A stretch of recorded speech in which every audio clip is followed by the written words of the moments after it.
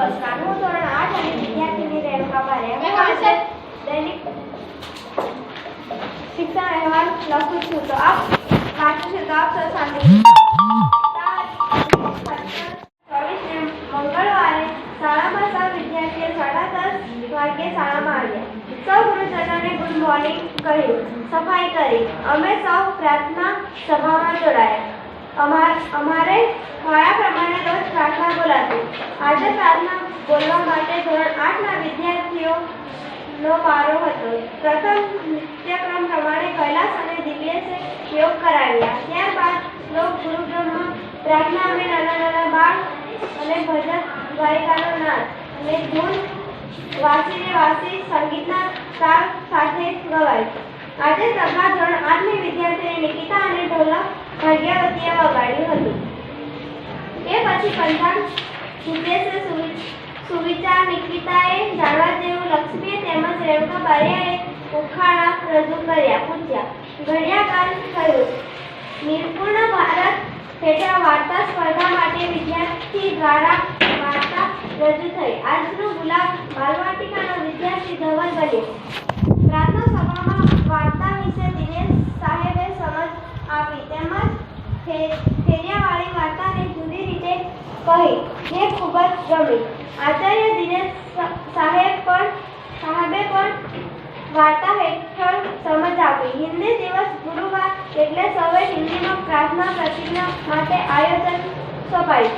અમે પ્રાર્થના પૂરી થતાં દૂધ સર્જિંગની યોજના હેઠળ દૂધ પીને વ્રતમાં આવ્યા. વ્રતમાં અમારા વ્રત શિક્ષક દિનેશ્વર આવ્યા એટલે ઊભા થઈને શ્લોક બોલ્યા. સર દ્વારા હાજરી પૂરવામાં આવી. વોકેશનલ કાર્યક્રમ માટે નામ નોંધવામાં આવ્યા. ત્યારબાદ મુદ્દા પરથી વાર્તા લખવા માટે દિનેશ સરે મુદ્દા બોર્ડ પર લખ્યા, જેના પરથી અમે વાર્તા લખી અને તેની રજૂઆત કરી. વ્રતમાં ભાગ્યવતી, કૈલાસ, હાર્દિક, રેણુકા, લક્ષ્મી, નિકિતા, કૌશિક, ભૂમિકા, રવિરાજ વિદ્યાર્થીઓએ વાર્તા રજૂ કરી, જેમાં સર દ્વારા વ્રતમાં 1 થી 3 નંબર જાહેર કરાયા. પ્રથમ ક્રમે ભૂમિકા, બીજા ક્રમે ભાગ્યવતી અને ત્રીજા ક્રમે હાર્દિકને આપવામાં આવી. વાર્તા રજૂઆતમાં સમય નીકળી ગયો તેની ખબર પણ ન પડી અને બપોરની રિસેસનો બેલ પડ્યો. અમે સૌ મધ્યાહન ભોજનમાં આજના મેનુ પ્રમાણે દાળ, ઢોકળી અને શાક જમ્યા. બપોર સુધી જમ્યા અને રમ્યા. બપોર બાદ અમે સૌ ધોરણ 8 અને 2 ના વિદ્યાર્થીઓ એક જ રંગમાં બેઠા. સ્વાધ્યાય પોથીના 4 સેટનો વિદ્યાર્થીઓને આપ્યા. દિનેશ સાહેબ આ સ્વાધ્યાય પોથી બાબતે જરૂરી સૂચનાઓ આપી. સાહેબશ્રી દ્વારા પોતાના ગમતા વિદ્યાર્થીઓ અને તેમાં પણ વિશેષ પ્રિય માત્ર દીકરીઓ વિશે વાતો કરી. જીવનમાં સારું અને ખરાબ શું તે બાબત અભ્યાસ દરમિયાન ધ્યાનમાં રાખવાની બાબતો વિશે વિસ્તૃત સમજ આપી. ગુજરાતી, હિન્દી તેમજ સંસ્કૃતના અત્યાર સુધી ચાલેલા 3 એકમ વિશે ટૂંકમાં પુનરાવર્તન કરાવ્યું. નાની રિસેસમાં સૌ નાસ્તામાં જોડાયા.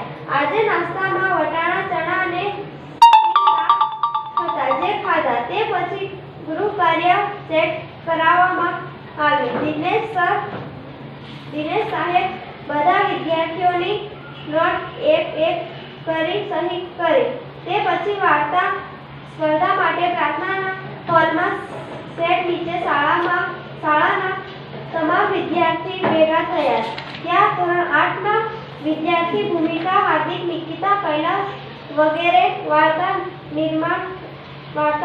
વાચન કરી. ધોરણ 8 થી 5 ના વિદ્યાર્થીઓ પણ વાર્તા કથન કર્યું. વાર્તા સ્પર્ધા બાબતે આચાર્ય દિનેશ સાહેબ જરૂરી માર્ગદર્શન આપ્યું. સાંજે 5 વાગ્યે રાષ્ટ્રગીત ગાન કર્યું. સૌ બીજા દિવસે શાળામાં આવવાના ઉત્સાહને ભરીને પોતાના ઘેર જવા માટે છૂટા પડ્યા.